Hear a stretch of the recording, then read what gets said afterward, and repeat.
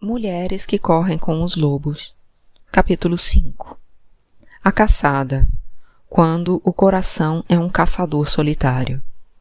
A mulher esqueleto, encarando a natureza da vida, morte e vida do amor. Os lobos são bons em relacionamentos. Qualquer que os tenha observado sabe como são profundos seus vínculos. É frequente que os parceiros sejam para toda a vida. Muito embora entrem em conflito, muito embora exista a discórdia, os vínculos entre eles permitem que ultrapassem invernos rigorosos, primaveras abundantes, longas caminhadas, novas ninhadas, antigos predadores, danças tribais e cantos em coro. As necessidades relacionadas dos seres humanos não diferem em nada. Embora a vida instintiva dos lobos inclua a lealdade e vínculos permanentes de confiança e devoção, os seres humanos às vezes enfrentam dificuldades com essas questões. Se quiséssemos usar termos arquetípicos para descrever o que determina os fortes vínculos entre os lobos, poderíamos concluir que a integridade dos seus relacionamentos advém da sua submissão à antiga natureza da vida, morte e vida. A natureza da vida, morte e vida é um ciclo de animação, desenvolvimento, declínio e morte, que sempre se faz seguir de uma reanimação. Esse ciclo afeta toda a vida física e todas as facetas da vida psicológica. Tudo. O Sol, as estrelas novas e a Lua, assim como as questões dos seres humanos e das menores criaturas, como células e átomos, possui essa característica de agitação, hesitação e, novamente, agitação. Diferentemente dos seres humanos, os lobos não consideram que os altos e baixos da vida, quer seja de energia, de poder, de alimento, quer seja de oportunidade, sejam espantosos ou punitivos. Os picos e os vales simplesmente existem, e os lobos passeiam por eles com a máxima eficácia e facilidade possível. A natureza instintiva tem a capacidade miraculosa de sobreviver a cada dádiva positiva, a cada consequência negativa, e ainda manter o relacionamento com o self e com o outro. Entre os lobos, os ciclos da vida, morte e vida da natureza e do destino são encarados com elegância, inteligência e persistência para ficar junto do outro e viver por muito tempo e o melhor possível. No entanto, para que os seres humanos vivam dessa forma corretíssima e sejam leais desse jeito, que é o mais sábio, o mais duradouro e o mais sensível, é preciso que se enfrente aquilo que mais se teme. Não há meio de escapar, como veremos. Teremos de dormir com a morte.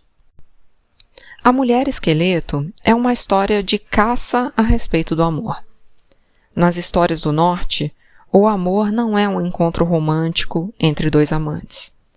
As histórias das regiões próximas ao Polo descrevem o amor como a união entre dois seres cuja força reunida permite a um deles, ou a ambos, a entrada em comunicação com o mundo da alma e a participação no destino como uma dança com a vida e a morte. Para compreender essa história, temos de entender que lá, num dos ambientes mais rigorosos e numa das culturas de caça mais notáveis do planeta, o amor não significa um flerte ou uma procura de mero prazer para o ego, mas um vínculo visível composto da força psíquica da resistência, uma união que prevalece na fartura ou na austeridade, que passa pelos dias e noites mais simples e mais complicados. A união de dois seres é considerada angakok, mágica em si mesma, como um relacionamento através do qual os poderes que existem se tornam conhecidos aos dois indivíduos. Existem, porém, exigências para esse tipo de união.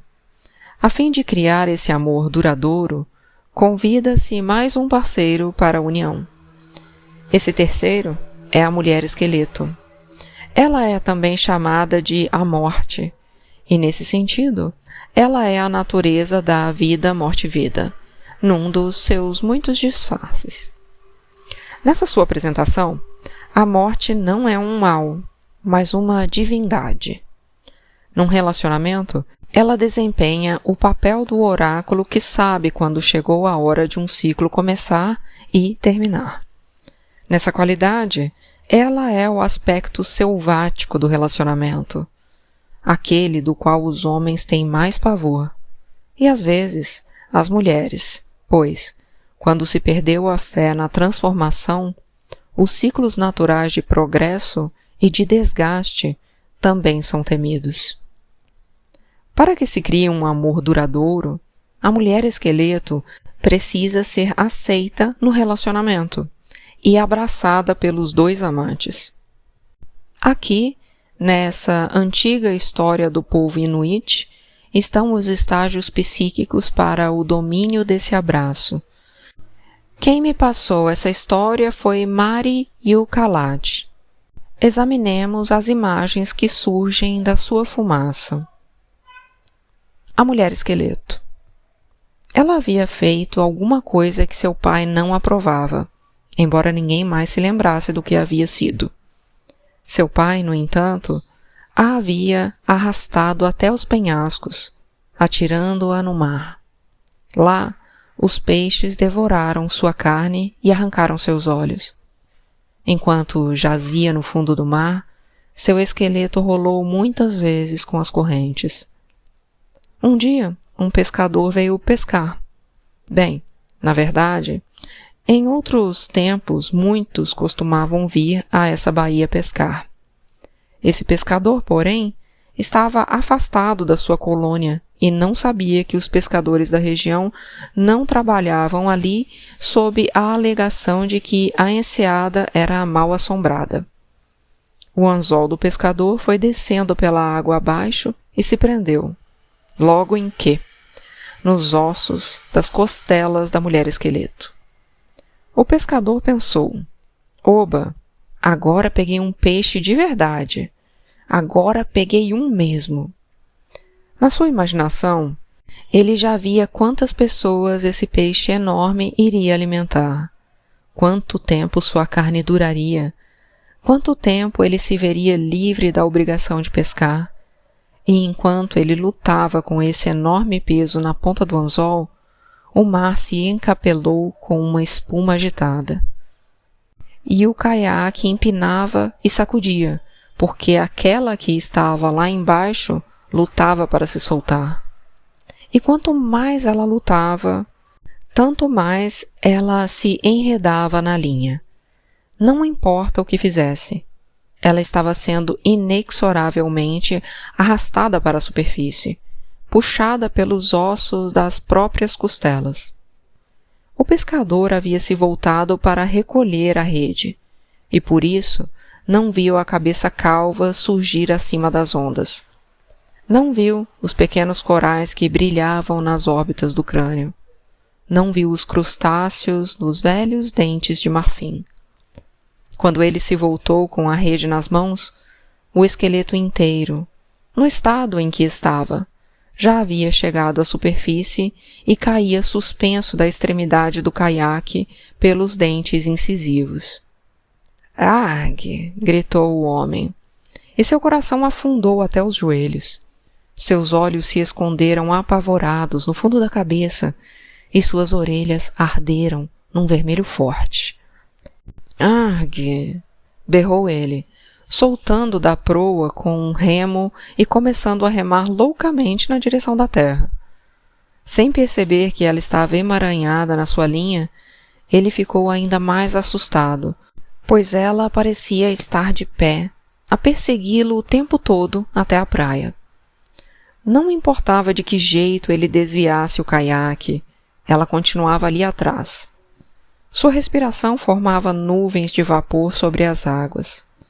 e seus braços se agitavam como se quisessem agarrá-lo para levá-lo para as profundezas. Ah!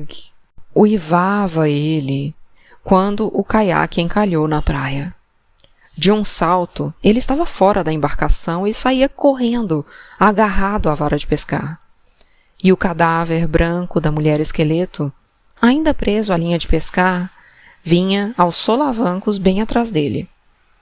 Ele correu pelas pedras e ela o acompanhou. Ele atravessou a tundra gelada e ela não se distanciou. Ele passou por cima da carne que havia deixado para secar, rachando-a em pedaços com as passadas dos seus mukluks. O tempo todo ela continuou atrás dele. Na verdade, até pegou um pedaço do peixe congelado quando era arrastada. E logo começou a comer, porque há muito, muito tempo não se saciava. Finalmente, o homem chegou a seu iglu. Enfiou-se direto no túnel e de 4 engatinhou de qualquer jeito para dentro. Ofegante e soluçante, ele ficou ali deitado no escuro, com o coração parecendo um tambor enorme. Afinal, estava seguro. Ah, tão seguro!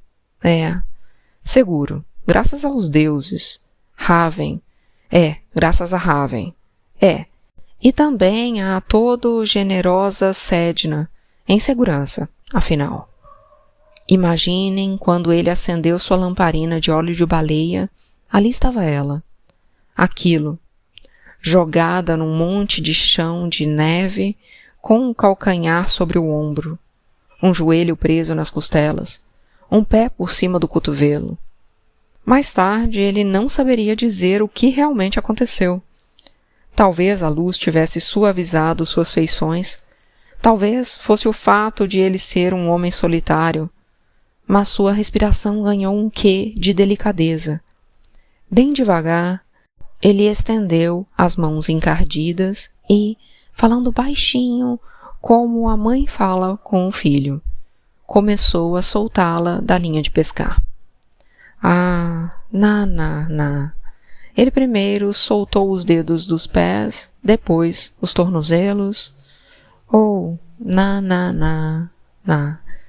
Trabalhou sem parar, noite adentro, até cobri-la de peles para aquecê-la, já que os ossos da mulher esqueleto eram iguaizinhos aos de um ser humano.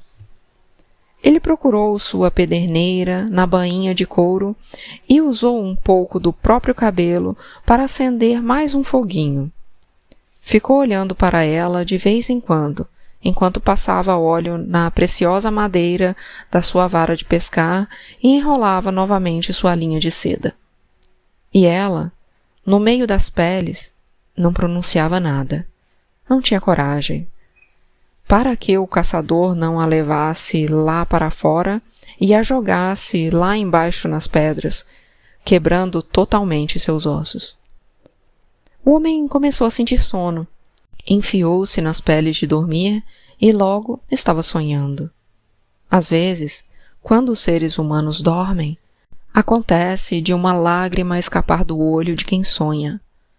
Nunca sabemos que tipo de sonho provoca isso, mas sabemos que ou é um sonho de tristeza ou de anseio. E foi isso que aconteceu com o homem. A mulher esqueleto viu o brilho da lágrima à luz do fogo, e de repente ela sentiu uma sede daquelas. Ela se aproximou do homem que dormia, rangendo e retinindo, e pôs a boca junto à lágrima. Aquela única lágrima foi como um rio, que ela bebeu e bebeu, até saciar sua sede de tantos anos. Enquanto estava deitada ao seu lado, ela estendeu a mão para dentro do homem que dormia e retirou seu coração. Aquele tambor forte. Sentou-se e começou a batucar com os 2 lados do coração. Bom-bum, bom-bum. Enquanto marcava o ritmo, ela começou a cantar em voz alta. Carne, carne, carne, carne, carne, carne. e enquanto mais cantava, mais seu corpo se revestia de carne. Ela cantou para ter cabelos, olhos saudáveis e mãos boas e gordas. Ela cantou para ter a divisão entre as pernas e seios compridos o suficiente para se enrolarem e dar calor, e todas as coisas de que as mulheres precisam. Quando estava pronta, ela também cantou para despir o homem que dormia e se enfiou na cama com ele, a pele de um tocando a do outro. Ela devolveu o grande tambor, o coração ao corpo dele, e foi assim que acordaram, abraçados um ao outro, enredados da noite juntos, agora de outro jeito, de um jeito bom e duradouro. As pessoas que não conseguem se lembrar de como aconteceu sua primeira desgraça, dizem que ela e o pescador foram embora e sempre foram bem alimentados pelas criaturas que ela conheceu na vida debaixo d'água. As pessoas garantem que é verdade e que é só isso o que sabem.